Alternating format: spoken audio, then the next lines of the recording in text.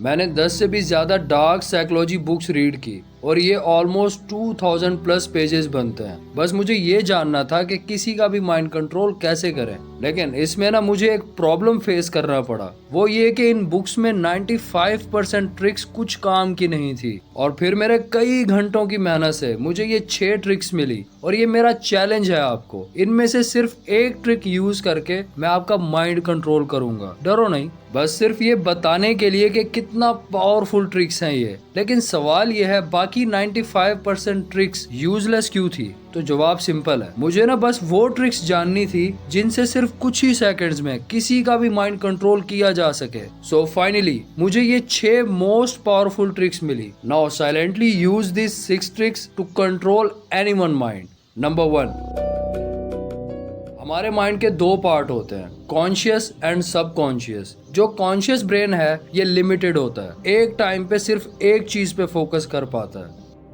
Hello, can't hear you. Hey. Okay, bye.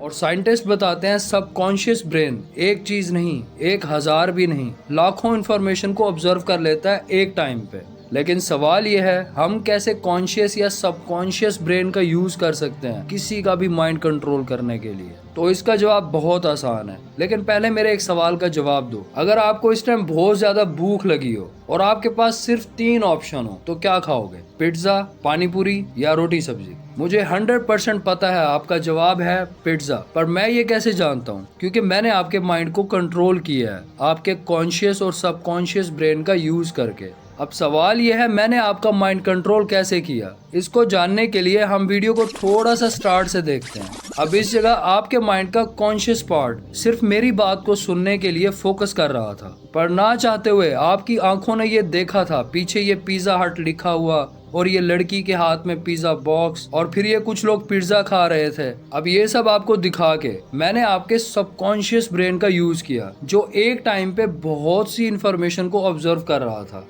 ये सब देख के मेरा मैसेज आपके सबकॉन्शियस माइंड में आ चुका था कि कैसे पिज्जा खाने से भूख मिटती है, या पिज्जा में चीज का टेस्ट आपके ब्रेन ने कहीं ना कहीं एक्सपीरियंस किया हुआ था, जिस वजह से मैं आपका माइंड कंट्रोल कर पाया। और इसलिए मुझे आपका जवाब पता था। लेकिन मेन क्वेश्चन तो है ही यही, आप कैसे सबकॉन्शियस माइंड का यूज करके किसी का भी माइंड कंट्रोल कर सकते हो? तो मैं आपको एक इंटरेस्टिंग स्टोरी सुनाता हूँ, जिससे आपको क्लियर हो जाएगा कि आप इस ट्रिक का यूज कैसे कर सकते हो। एक बार मैं और मेरा भाई उमर, हम दोनों बैठे सेल फोन यूज कर रहे थे। और ये तब की बात है जब मैं इस इंजेक्शन थ्योरी ट्रिक के बारे में जान चुका था। अब मुझे कैसे भी करके उमर का माइंड कंट्रोल करना था इस ट्रिक से। फिर मेरे माइंड में एक आइडिया आया। मैं गूगल पे गया, वहां सर्च किया पेप्सी, और मैंने उसकी इमेजेस ओपन कर ली। फिर मैंने उमर से ऐसे ही पूछा, सुनाओ कॉलेज में सब कैसा चल रहा है? और वो फिर इस बारे में मुझसे बातें करने लग गया। अब मैंने 2 से 3 बार अपने सेल फोन की स्क्रीन उमर की तरफ की, और 1 से 2 बार उसकी नजर भी पड़ी स्क्रीन पे, और मुझे उसके फेस पे कुछ भी हैरानगी दिखाई नहीं दी कि अहमद ने ये पेप्सी इमेजेस क्यों ओपन की हुई हैं। खैर, थोड़ी देर के बाद मैंने उससे कहा, उमर कुछ ठंडा पीने का दिल कर रहा है, या तो ठंडा पानी पीते हैं या ठंडी सी पेप्सी। तो उसके मुंह से फौरन निकला, ब्रो पेप्सी पीते हैं। सो इतना हमारा सबकॉन्शियस ब्रेन पावरफुल है। सबकॉन्शियस ब्रेन का यूज सिर्फ माइंड कंट्रोल करने के लिए नहीं किया जाता। आप अपना सबकॉन्शियस ब्रेन भी यूज कर सकते हो खुद को कंट्रोल करने के लिए। आप नेगेटिव पर्सन हो तो आप बहुत ज्यादा पॉजिटिव हो जाओगे। आपको कॉन्फिडेंस चाहिए, आप गरीब हो, आपको अमीर होना है। इन शॉर्ट, इस दुनिया में जितना भी सक्सेसफुल लोग हैं, इनका सबकॉन्शियस ब्रेन इनके लिए वर्क करता है। तो आप इसका कैसे यूज कर सकते हो, इस पे बहुत से वीडियोस आने वाले हैं, सो सब्सक्राइब। पर इसमें एक सवाल है, मैंने आपको भी पिज्जा और पानी पूरी का ऑप्शन दिया जो बिल्कुल अपोजिट थे, और उमर को भी अपोजिट से ऑप्शन दिए। क्यों? क्योंकि मुझे कुछ ही सेकंड्स में इंजेक्शन थ्योरी ट्रिक के रिजल्ट्स चाहिए थे, और इसलिए इसमें मैंने अपोजिट ऑप्शंस दे के साथ में एक और ट्रिक का यूज किया। वो है ट्रिक नंबर 2। मतलब इसका यूज करके जो आप चाहो वही मान लेगा सामने वाला। मैंने ऑप्शंस दिए 2, पर चूज आपने वही किया जो मैं चाहता था। अब सवाल यह है, मैंने ये कैसे किया, या फिर ये लॉ ऑफ कंट्रास्ट है क्या? इस लॉ को समझने के लिए पहले ये फ्रेंच फ्राइज स्ट्रेटजी को समझ लो, जिसका यूज करके डेली लाखों डॉलर कमाए जाते हैं। एक फूड कैफे में साइकोलॉजिस्ट ने एक सीक्रेट एक्सपेरिमेंट किया। साइकोलॉजिस्ट ने 2 डील्स दी फ्राइज के ऊपर। जो स्मॉल साइज फ्राइज थी उनकी प्राइस रखी $2, और जो फ्राइज लार्ज साइज थी उसकी प्राइस उन्होंने $7 रखी। तो रिसर्चर्स ने ऑब्जर्व किया लार्ज साइज फ्राइज को कोई भी खरीद नहीं रहा था। 80% लोग $2 की स्मॉल साइज फ्राइज ही ले रहे थे बस। फिर अब की बार उन्होंने लॉ ऑफ कंट्रास्ट का यूज किया, यानी ऑप्शंस बिल्कुल अपोजिट कर दिए और लोगों ने वही फ्राइज पैकेज सिलेक्ट किया जो साइकोलॉजिस्ट चाहते थे और उनकी $7 की लार्ज साइज फ्राइज की सेल 70% बढ़ गई। पर सवाल यह है उन्होंने ये ऐसा किया कैसे? सिंपल, साइकोलॉजिस्ट ने बीच में एक न्यू डील रख दी। उन्होंने स्मॉल और लार्ज फ्राइज का प्राइस सेम ही रहने दिया, बस बीच में एक $6 की मीडियम साइज फ्राइज ले आए। और अब की बार लोगों ने ये सोचा कि वो तो काफी फायदे में है, सिर्फ $1 का फर्क है मीडियम और लार्ज फ्राइज में। और फ्रेंच फ्राइज स्ट्रेटेजी ने 70% सेल बढ़ा दी उस $7 के लार्ज साइज फ्राइज की। अब आपको लॉ ऑफ कंट्रास्ट का तो पता चल गया है, लेकिन सवाल यह है रियल लाइफ में कैसे यूज कर सकते हो इस ट्रिक को? हमेशा जो बात मनवाना चाहते हो उसके अपोजिट ऑप्शन दो सामने वाले को और वो वही मानेगा जो आप चाहोगे। मैंने बहुत टाइम पहले एक रिसर्च रीड की।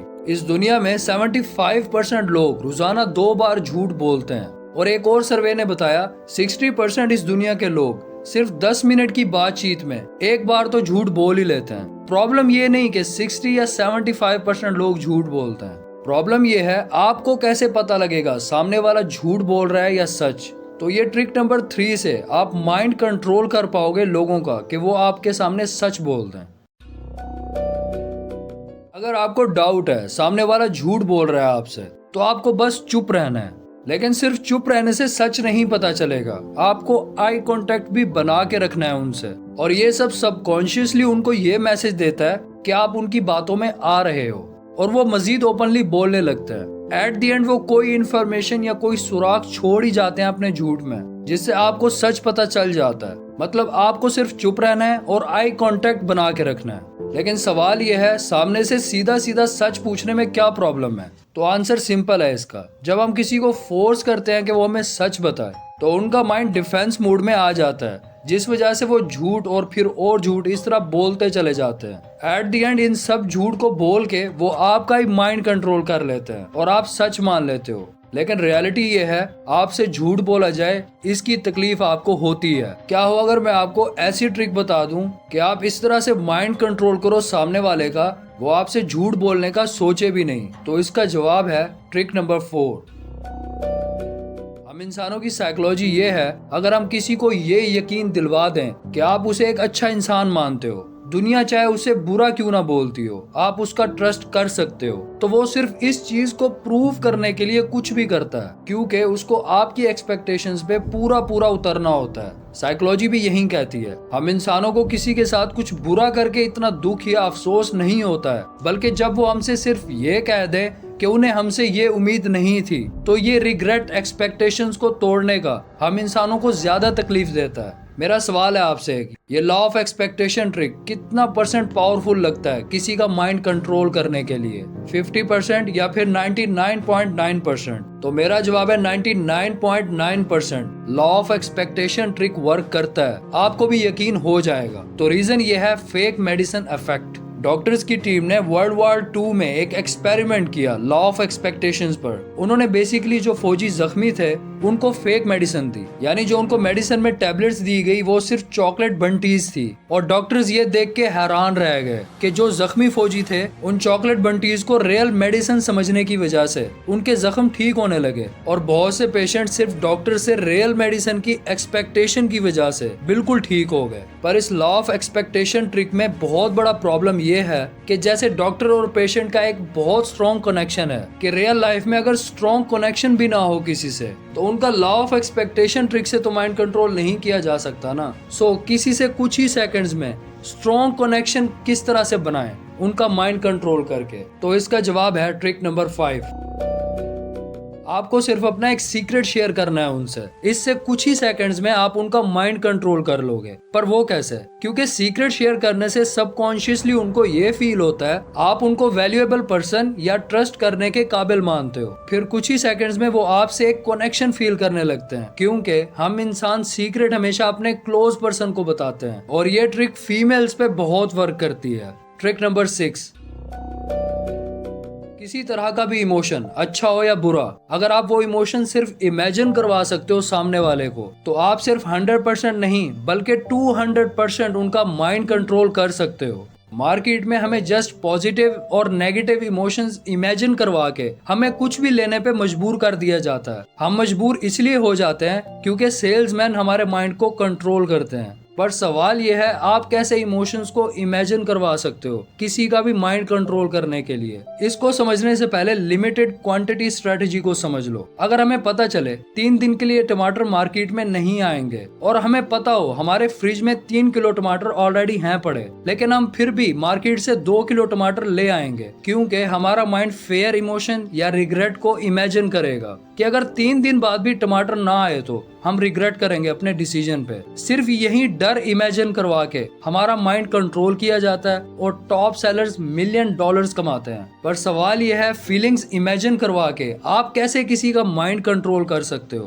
तो मेरी एक बात हमेशा याद रखना, सिर्फ डर इमेजिन करवाया करो लोगों को, वो आपके दीवाने हो जाएंगे। ना भी हुए तो माइंड कंट्रोल तो कर ही लोगे उनका। मुझे गलत मत समझो, मैं कुछ बुरा नहीं सिखा रहा हूँ आपको। सुनो, फेयर एक नेगेटिव इमोशन है और नेगेटिविटी हम इंसान जल्दी पिक करते हैं।